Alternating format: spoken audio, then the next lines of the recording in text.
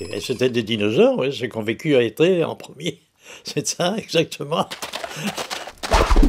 Mon fils était intéressé beaucoup par les fossiles, étant donné qu'à l'école, il les emmenait souvent à la Pointe du Chêne pour faire des recherches. Et avec son petit marteau sans burin, et en avant, papa, il a réussi à décoller une vertèbre. C'était bien un os de dinosaure de Stégosaurus. Les premières traces de vie sur le site d'Étré datent de 3000 ans avant notre ère. Mais qui a donné son nom à Étré? Les hypothèses sont nombreuses. On trouve le nom d'Étré en plus de 50 définitions à l'heure actuelle, hein, dans toute l'histoire d'Étré. Hein. C'est écrit n'importe comment. La guerre des Gaules sonne en 58 avant Jésus-Christ. Les Romains victorieux imposent alors aux Gaulois une nouvelle civilisation gallo-romaine.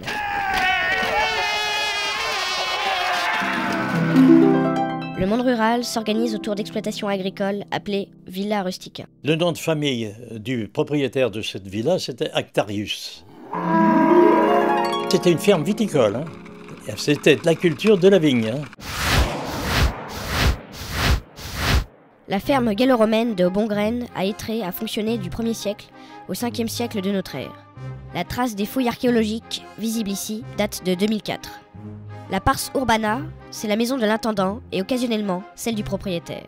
La Pars rustica est consacrée ici à la culture de la vigne. Après les vendanges, le foulage du raisin était exécuté au pied. On y a découvert ici pas moins de 3 fouloirs. C'est depuis la découverte à Bongren de ces sites gallo-romains, qu'Atriaco, Atriacus, ça vient du nom d'Actarius qui était le propriétaire de la ferme, et c'est certain, absolument sûr maintenant qu'Étré descend le nom descend du gallo-romain.